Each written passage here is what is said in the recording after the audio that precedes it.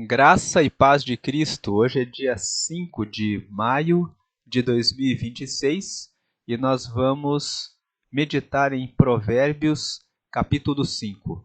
Antes de entrarmos em Provérbios capítulo 5, aqui algumas anotações a respeito do livro de Provérbios. Você que é novo no canal, seja muito bem-vindo, seja muito bem-vinda. Vamos fazer aqui alguns apontamentos sobre a importância do livro de Provérbios. O livro de Provérbios tem Salomão como seu autor. Salomão é o autor do livro de Provérbios. Ele possui 31 capítulos. Por ter 31 capítulos, você pode fazer a leitura mensal. A leitura mensal, lendo um capítulo por dia, você consegue fechar o livro de Provérbios todos os meses. E se você fizer isso durante 2 anos seguidos, você vai aumentar em sabedoria. E se você fizer isso durante 5 anos, lendo todos os meses, você aumenta em prosperidade. Por quê? Porque o livro de Provérbios é um livro que traz ensinamentos para todas as áreas da vida. Então, se você ler todos os meses durante 5 anos, coloca em prática, você consegue ter resultados melhores em toda a sua vida. Agora, vamos entrar em Provérbios, capítulo 5. Hoje é dia 5, vamos ler Provérbios, capítulo 5, seguindo aquela proposta de que se você ler o capítulo do dia, você consegue encerrar o livro de Provérbios todos os meses. O livro de Provérbios, no capítulo 5, fala a respeito da infidelidade. Então, nós dividimos Provérbios 5 em 4 blocos. O primeiro bloco vai do verso 1 ao verso 6 e fala sobre o canto da sereia do atalho. Nós vamos ler os versos 1 a 6, mas antes vamos apresentar aqui qual é a visão teológica desse texto que vamos ler. O texto alerta contra a mulher estranha, cujos lábios destilam mel. No trabalho, isso representa a proposta sedutora e antiética. Nesse mês de maio, nós estamos lendo Provérbios na perspectiva do trabalho, porque o mês de maio começa com o feriado de 1º de maio, que fala a respeito do trabalho. Então, nós colocamos esse projeto de ler Provérbios nessa perspectiva. Então, o texto, do verso 1 ao 6, fala sobre a mulher estranha. E no trabalho, isso representa a proposta sedutora e antiética. A aplicação prática é aquele negócio que parece lucrativo demais, mas que exige que você dobre os seus princípios. O início é doce, mas o fim é amargo como o absinto. E um insight aqui. A falta de integridade é uma armadilha que drena a energia antes mesmo de você perceber. Agora vamos ler os versos 1 ao 6. Filho meu, atende à minha sabedoria, à minha razão inclina o teu ouvido, para que conserves os meus avisos e os teus lábios guardem o conhecimento. Porque os lábios da mulher estranha destilam favos de mel, e o seu paladar é mais macio do que o azeite. Mas o seu fim é amargoso como o absinto, agudo como a espada de 2 fios. Os seus pés descem à morte, os seus passos firmam-se no inferno. Ela não pondera a vereda da vida, as suas carreiras são variáveis e não as conhece. Então, nesses versos 1 ao 6, nós vemos que Provérbios 5 alerta a respeito da mulher estranha. Quem é a mulher estranha? Aquela que aparece de repente no meio do caminho. O texto fala da mulher estranha, mas também se refere ao homem estranho. Tanto homens quanto mulheres podem se deparar com uma pessoa estranha que traz uma proposta indecente, uma proposta imoral, uma proposta de infidelidade em relação ao seu casamento, ou até uma proposta de fornicação. Você que é solteiro, você que é solteira, a fornicação consiste na intimidade entre pessoas que não são casadas. A Bíblia orienta que a intimidade é reservada para o casamento. Então, a pessoa que é estranha, que aparece no caminho, os lábios dessa pessoa destilam favos de mel. E o paladar é mais macio que o azeite, mas, como diz o verso 4, o seu fim é amargoso como o absinto e agudo como a espada de dois fios.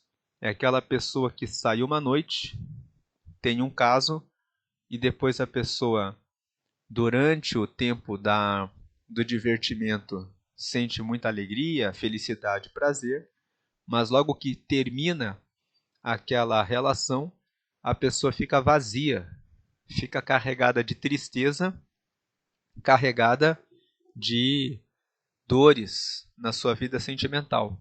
Agora, trazendo isso para o contexto do trabalho, a mulher estranha, como nós vimos no slide anterior, do bloco 1 ao bloco 6, é que a mulher estranha é como uma proposta que vem no meio do caminho. É a sedução do atalho.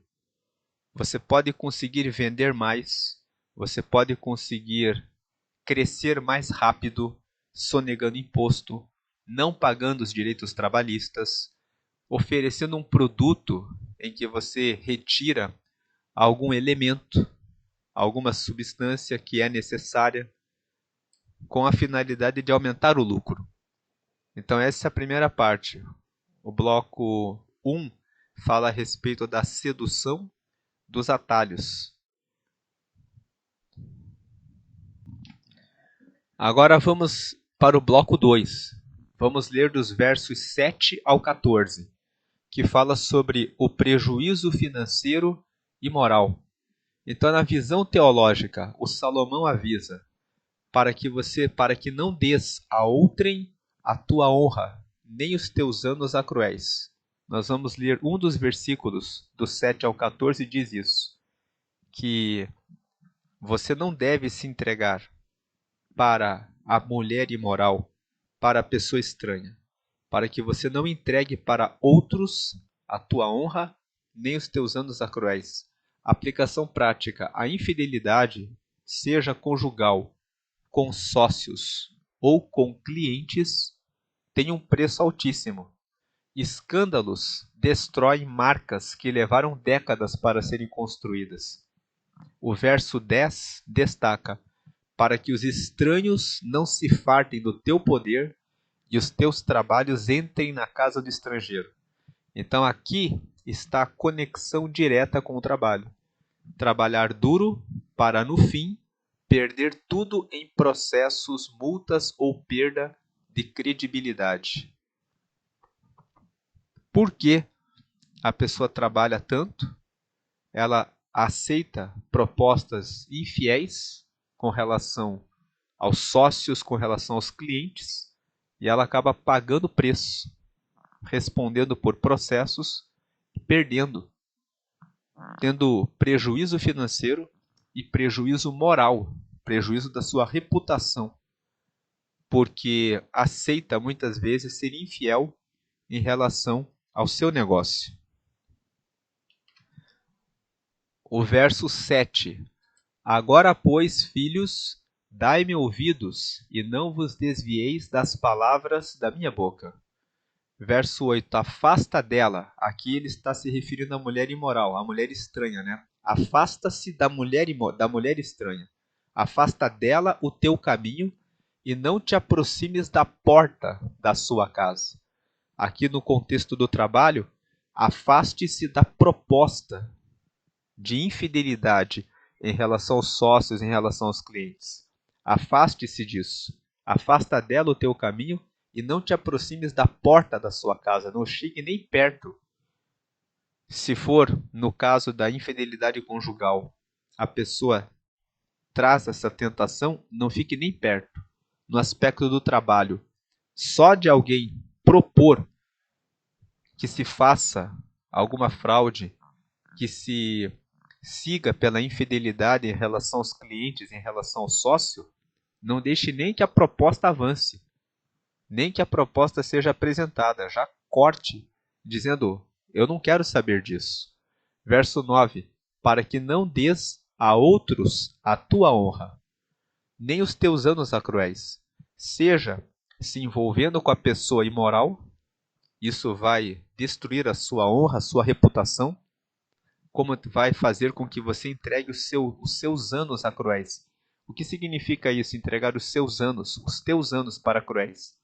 Os cruéis vão ficar vários e vários anos apontando o dedo e dizendo, ele é infiel, ela é infiel, é uma pessoa que não tem honra.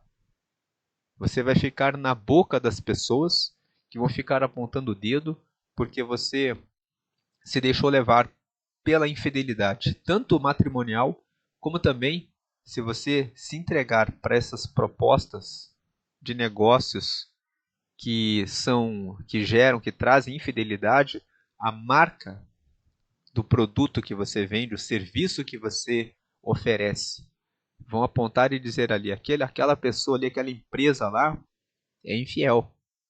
Verso 10, para que não se fartem os estranhos do teu poder, e todos os teus trabalhos entrem na casa do estrangeiro. No caso da infidelidade matrimonial, você vê que muitas vezes o marido ou a esposa que cai tendo um relacionamento com o amante, como amante, acaba perdendo o patrimônio. O amante, a amante vai ali afetando a vida emocional, sentimental da pessoa e levando o patrimônio do casal. E nos negócios, a pessoa perde o nome, perde a reputação e gasta com processos. O patrimônio que ela conquistou acaba entrando na casa do estrangeiro. Entra na casa do advogado, na casa de testemunhas, de pessoas que depois precisam ser chamadas para se conseguir limpar a reputação da sua empresa, do seu negócio. Verso 11. E gemas no teu fim, quando se consumirem a tua carne e o teu corpo. Verso 12. E digas, como aborreci a correção, e desprezou o meu coração a repreensão. Ou seja, depois a pessoa se arrepende. A pessoa no verso 11, ela, e gemas no teu fim. No final de todo o processo da traição, da infidelidade, a pessoa geme, sofre e se consome a sua carne e o seu corpo. A carne e o corpo, em razão da angústia, da preocupação, da tristeza, aquilo vai gerando efeitos no corpo físico da pessoa. Emocional, que se reflete também no físico. E a pessoa vai dizer, como aborreci a correção, e desprezou meu coração a repreensão. Verso 13, e não escutei a voz dos meus ensinadores, nem a meus mestres inclinei o meu ouvido. Verso 14, quase que em todo o mal me achei no meio da congregação e do ajuntamento. Quando ele fala aqui no 14, quase que em todo o mal me achei no meio da congregação e do ajuntamento, significa que a vergonha se torna pública. Então, quase que em todo o mal me achei no meio da congregação e do ajuntamento. A pessoa vai passar por essa humilhação publicamente. Agora vamos para o bloco 3, que nós vamos ler os versos 15 ao 20, que fala sobre beba da sua própria cisterna. A visão teológica é o foco na própria esposa.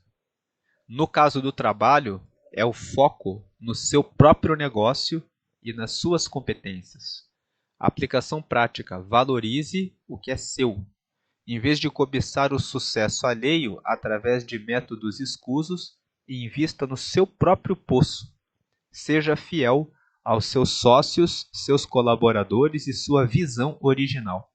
fazendo uma metáfora da marcenaria, é o carpinteiro que cuida das suas próprias ferramentas e da sua madeira, em vez de tentar usar material desviado ou ferramentas que não lhe pertencem. Então vamos ler aqui os versos 15 a 20. O verso 15. Bebe a água da tua cisterna e das correntes do teu poço. 16. Derramar-se-iam por fora as tuas fontes e pelas ruas os ribeiros de águas. Nós sabemos que água é vida. O nosso corpo é formado 75 a 80% do nosso corpo é formado por água. Então, água é a nossa própria vida. Quando o verso 15 diz assim: bebe água da tua cisterna e das correntes do teu poço, ele está dizendo: cuide da sua vida. Cuide daquilo que tem valor para você. Aí o verso 16 faz uma pergunta: derramar-se-iam por fora as tuas fontes e pelas ruas os ribeiros de águas? Você jogaria fora aquilo que é importante para você, aquilo que é a sua vida, aquilo que é o seu nome, que é o seu negócio, que é a sua esposa, que é o seu marido, que é o seu relacionamento, o seu casamento, a sua família? Verso 17. Sejam para ti só e não para os estranhos contigo. Então aqui está dizendo: cuide daquilo que é seu. Não divida aquilo que é seu, que é valioso, com outras pessoas. Cuide da sua marca, cuide da sua empresa, cuide do seu negócio, cuide do seu casamento, cuide da sua família.